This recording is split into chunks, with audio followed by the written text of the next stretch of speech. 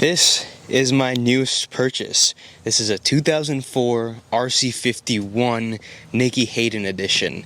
Yes, this is a real Nicky Hayden edition for those who are asking, and we'll talk about the differences between the two, why I bought it, and all of that in this video. Welcome back to the channel. If this is your first time watching, please go down and subscribe before we get started. This is a bike I've been looking for an extremely long amount of time. Ever since the beginning of this year, I wanted to find a clean RC51 within my budget, which wasn't a lot, and that was the reason kind of preventing me from getting one for a very long time. When summer market started, these bikes exploded in price and were selling for $2,000, $3,000, even $4,000 more than what I saw them selling for just a couple of months before. This bike I have been trying to buy, this specific bike I've been trying to buy for over 3 months now. About 2 months ago, one of my buddies let me ride his bike. I got obsessed, and I was trying to get this bike really badly, because this right here is a real Nicky Hayden edition. They only made about 1,400 Nicky Hayden editions, and what made them special is the sponsor stickers that you guys are seeing there, which are actually a little messed up, but we'll talk about that in just a second. And also, this frame is aluminum, and the swing arm is aluminum. Usually those are black in the non-Nicky Hayden bikes, as well as this white right here is actually supposed to be black, and the front of the motorcycle is also supposed to be black instead of white. Along with that, there's Nicky Hayden's signature and the 2002 AMA Championship Superbike Championship sticker on the tank. This bike has 32,000 miles and mechanically seems to be in really good shape. I rode it a few times now and it's given me no problems, but it does need a little bit of cosmetic help, and the bike has been sitting for a few years. It has a scrape on the magnesium cover here, as well as this Sato exhaust. These exhausts are very expensive, and it's another kind of bonus that came with the bike. Unfortunately, I don't have any of the other parts like the original exhaust, but I'm happy that I got a expensive exhaust option. As I was saying, the bike needs some cosmetic help, 32,000 miles, so it's a little bit higher, but for what I got it for, and it being a real Nicky Hayden, I'm very excited because I can ride, enjoy, fix, and just have a blast with the bike. And that's kind of the main reason I wanted to get one, as well as kind of collect it. Obviously, I have a lot of motorcycles in my collection, and this was one that I wanted to add very badly. This is the real deal Nicky Hayden, and in the future, if I end up finding a cleaner, lower mileage bike, I might add it to the collection alongside this one.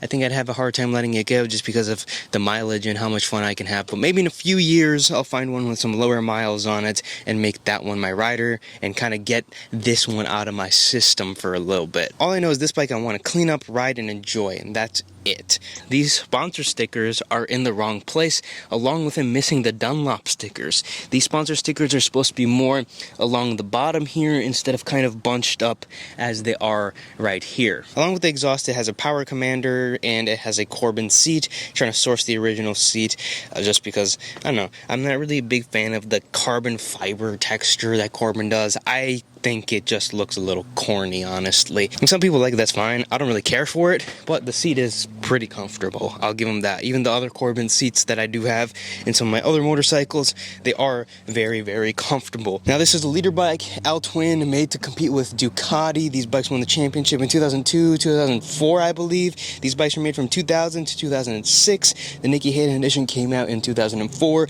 2 years after he won the championship. I'm pretty sure these were the United States versions. I don't think the rest of the world got the Nicky Hayden edition, but there was a Colin Edwards edition, correct me if I'm wrong, that was available in the UK. The UK also got red bikes. This is a silver, red, and black. They got like fully red and black, which I found was pretty interesting. Or it might have been all of Europe. I am going to do some maintenance to it because the bike has allegedly been sitting for a few years. These bikes are special for a few reasons. Number one, this is not a 4-cylinder. This is actually an L-twin. The L-twin in this bike has gear-driven cams, which give it a very distinctive whine, but also sounds a little bit like a Ducati. It doesn't sound like a Honda, and that's cool. It's something different and unique about this bike. And just look at the bike. It looks phenomenal. The bike is pretty intimidating to sit on because of this massive tank, but man, I absolutely love it. I'm gonna fire it up for you guys. I took it for a ride earlier and recorded a little segment for this video, but this bike just sounds so good. You guys can hear the gears.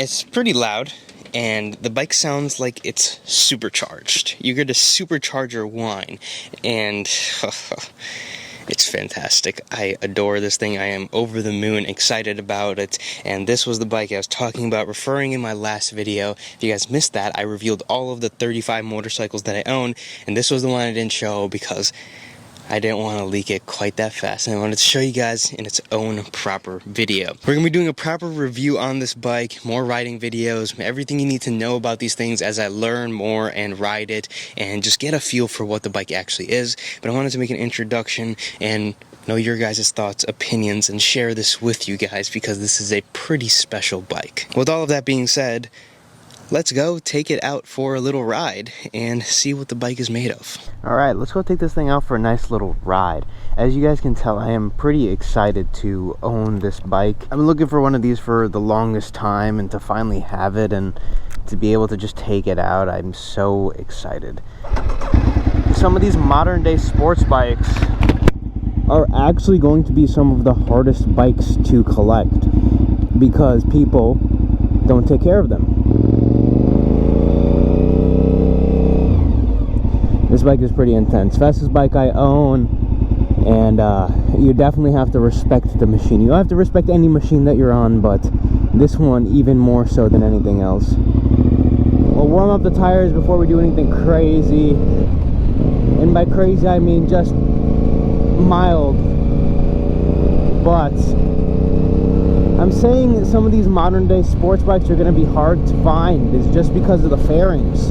And because they were made to ride and push the limits of the rider and go fast, a lot of people have dropped them and not taken care of them, put miles on them, not maintained them, and it got into people's hands that, well, probably shouldn't have had machines, not like this, but like a 600 or something that's, you know, affordable and cheap and fast. These didn't really become cheap ever. They were always around $4,000 plus,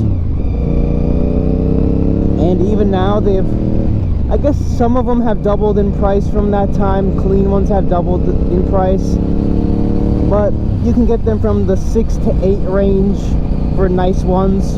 They are just a little hard to find. Most of these bikes were taken care of, and because they were taken care of, people want good money for them, and the ones that weren't taken care of are, well, I guess a little sketchy to own.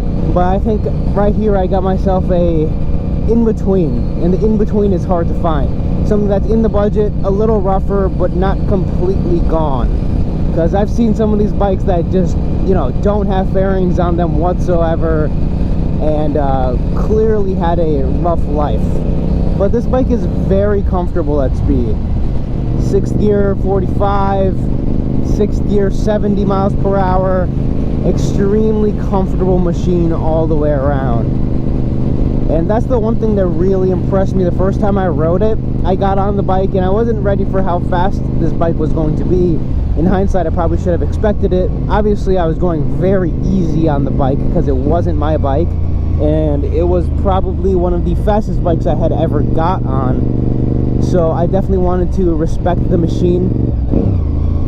But I just got out of my friend's house and I rode it through 2 gears, and I looked down and I'm going 70-75 miles per hour on the highway, of course, and I did not expect that. I did not even feel that I was going that fast. I felt like I was going 55, maybe 60 at the very most. That just proves how smooth this bike is. You just don't feel speed on it, which is a little scary, but I mean, it's a testament to how well engineered the thing is. Now, when I first got onto the bike, it opened my eyes a little bit to what the possibility was for some of these modern day sports bikes, because I haven't collected a lot of them. A lot of them have always been on the more expensive side. I've always bought bikes that, well, I guess were very, very affordable, not running and all those things. I don't have a license plate on this bike right now.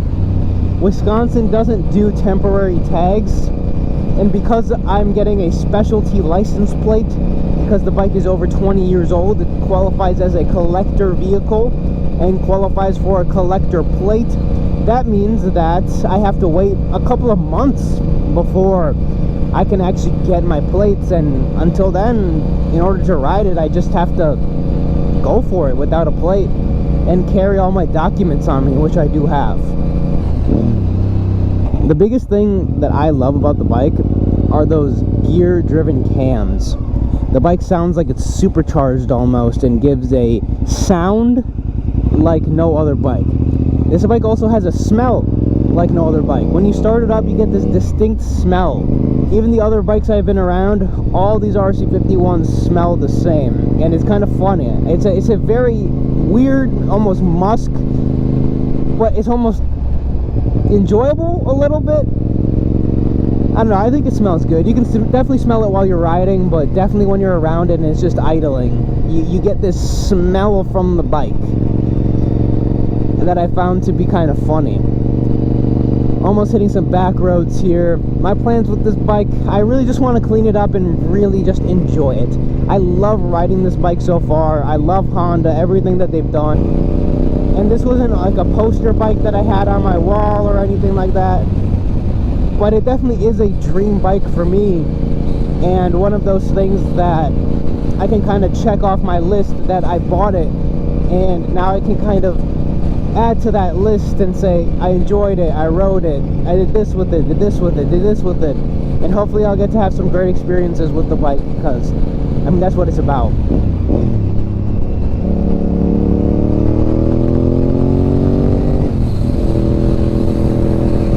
One of the other crazy things about this bike that I realized when I first got on it was this actually does something. There is actually like a little pocket here, because I have the GoPro on my helmet. I can't tuck into it, but if you do get down, you have a pocket right here.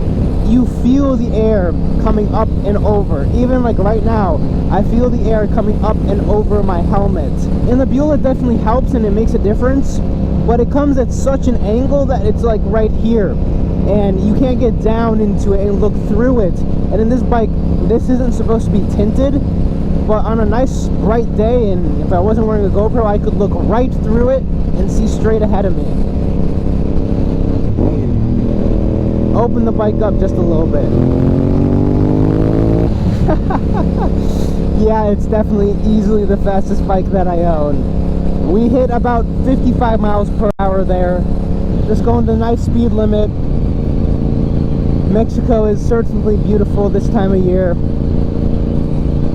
Now, for those wondering about the Nicky Hayden special, I explained it a little bit before. In 2002, he won the AMA championship. In 2004, they commemorated that championship with an addition, some stickers from his sponsors, and also just a little bit of a different color on the subframe and the frame itself. They built about 1,400 of them, and Nicky Hayden editions definitely do carry a significant bump in price compared to the non-Nicky Hayden bikes. I would say a clean Nicky Hayden can fetch over $10,000 right now, while a clean SP2 can't do 10,000 most likely, unless it's mint.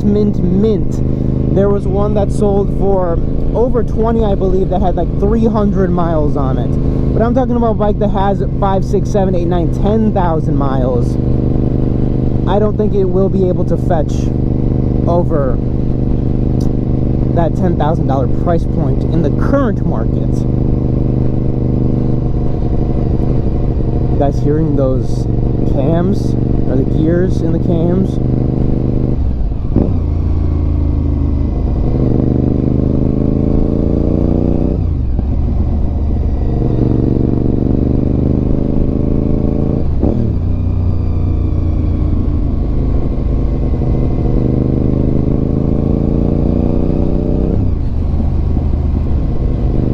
That's such an enjoyable noise.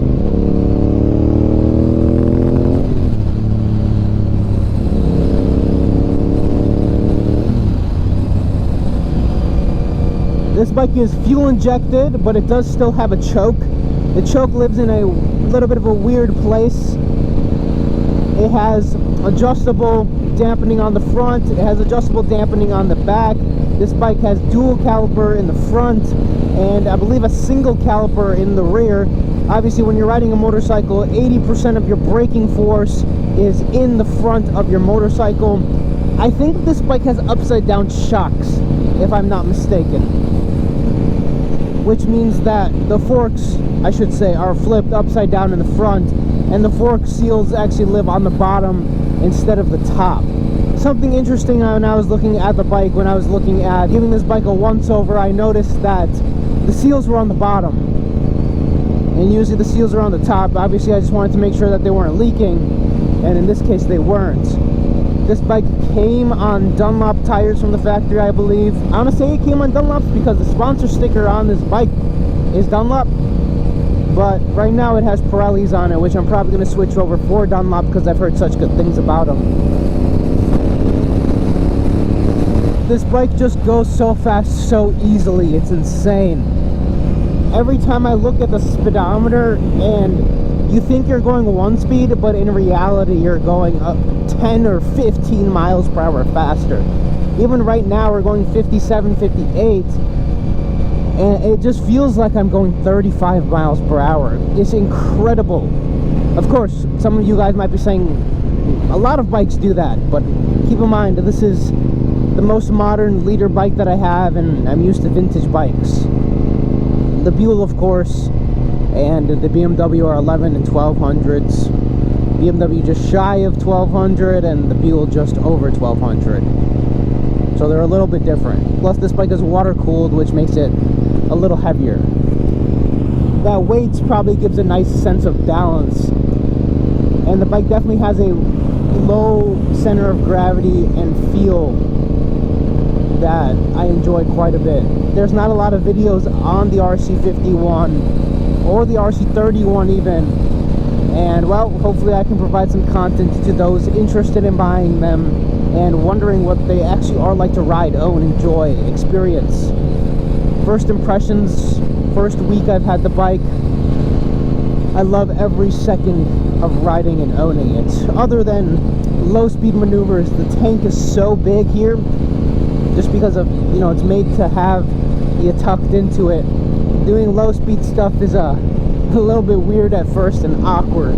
We're off-roading a RC51. And just like that, we have made it back home after taking the bike for a ride. If you guys want to see more videos on this motorcycle, go down and subscribe.